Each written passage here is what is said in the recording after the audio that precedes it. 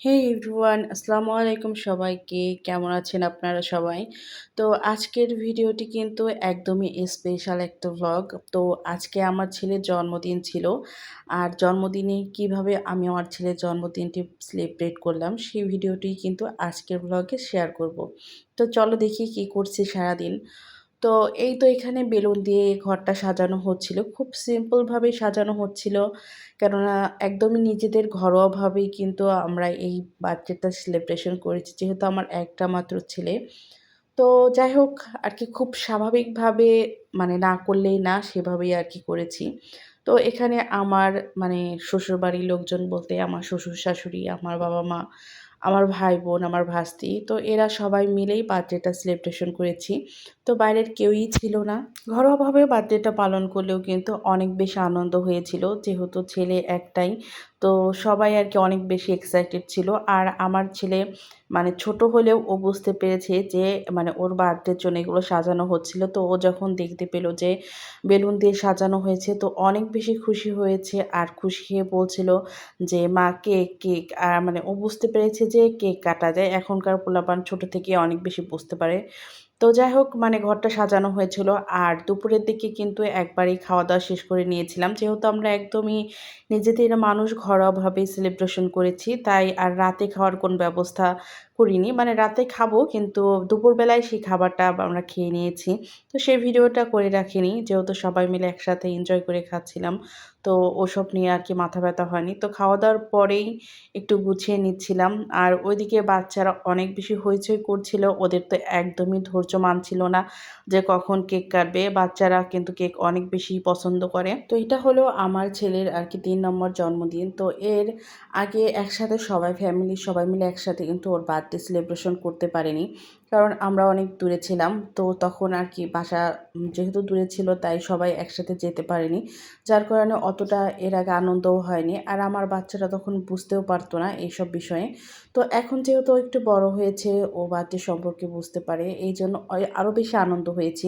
আর এই যে ঘরের কোণে আমি কিন্তু গাছ রেখেছি। যেহেতু আমি গাছ অনেক বেশি পছন্দ করি। তাই আমার বেলকনিতে কিছু রাখা গাছ আমি এখানে এনে কর্নারটা সাজিয়েছি।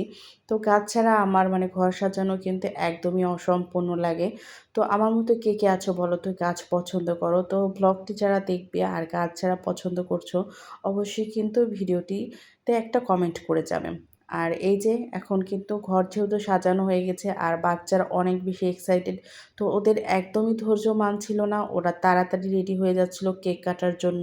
আর বাচ্চাদের খুশিটাই তো কিন্তু বড়। তো ওদেরকে আর দেরি না করে খুব তাড়াতাড়ি আমরা সন্ধ্যা লাগার আগে কেকটা কেটে ফেলি। যেহেতু বাইরের কেউই আসবে না, শুধু, শুধু বাচ্চাদেরকে অপেক্ষা করে রেখে কোনো লাভ নেই।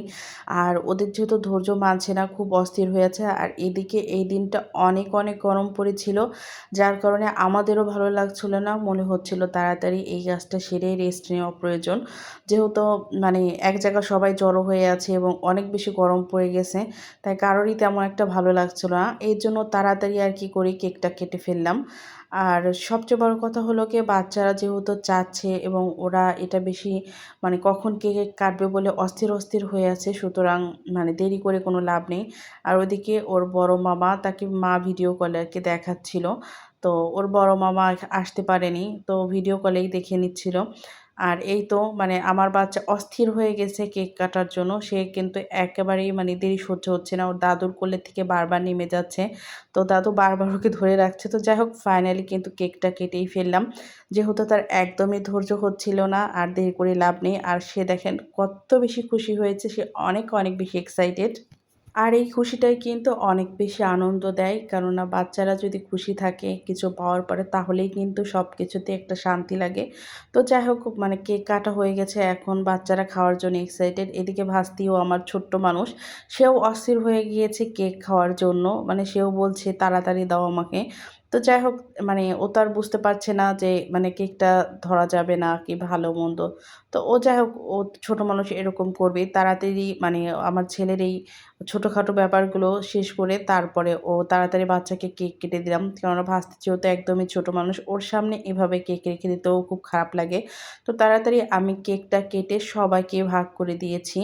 কেননা কেক খাওয়ার জন্য ওখানে ছোট, ছোট সব বাচ্চাই রয়েছে। দেরি করে কোনো লাভ হবে না।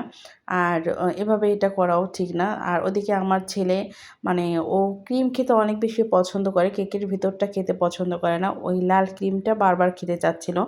তো যাই হোক সব মিলিয়ে আরকি আজকের মানে দিনটা অনেক বেশি ভালো ছিল। অনেক বেশি আনন্দ করেছি আমরা ফ্যামিলির সবাই মিলে। তো যাই হোক আজকের ভিডিওটা কিন্তু এই পর্যন্তই। তো কেমন হলো আমার বার্থডে ব্লগটি অবশ্যই কিন্তু কমেন্ট করে জানাবে। তো সবাই ভালো থাকবেন। তো আল্লাহ হাফেজ।